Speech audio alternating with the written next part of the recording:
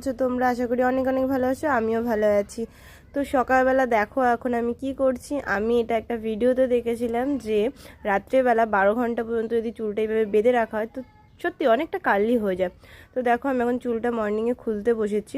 তো আমাদের এখানে প্রচণ্ড হালকা হালকা ঠান্ডা লাগছিলো, তো সকালবেলা বুঝতেই পারছো ঠান্ডার মধ্যে আমি উঠলাম ঘুম থেকে, এবার হাই উঠে গেছে আমার।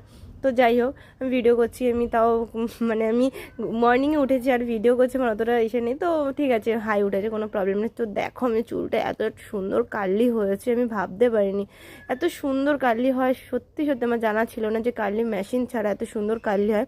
তো আমি ভিডিওটা দেখে ভেবেছিলাম যে না এটা ফেক, হয়তো কার্ল করে তারপর ভিডিওটা আপলোড করেছে শুধুমাত্র হয়তো ওই পেড প্রমোশনের জন্য, বাট না, কোনো মানে এত সুন্দরভাবে কার্লি হয়েছে। দেখো আমার পেছনটা মানে পেছনের হেয়ারটা এত সুন্দরভাবে কার্লি হয়ে রয়েছে, আমি ভাবতে পারিনি মর্নিংয়ে এত সুন্দর লাগছিলো আমার। সত্যি মনটা এতটা ভালো হয়েছে।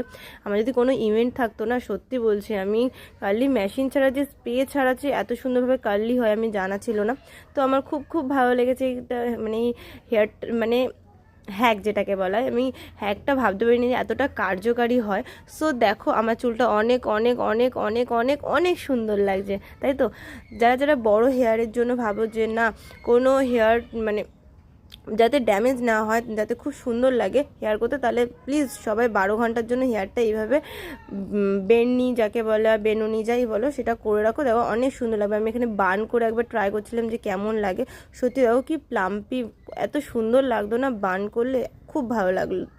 তো যাই হোক, সবাই যারা যারা করতে চাও প্লিজ কমেন্ট করো এই হেয়ারটা কেমন লাগলো, প্লিজ কমেন্ট কেমন লাগলো প্লিজ জানিও। টাটা।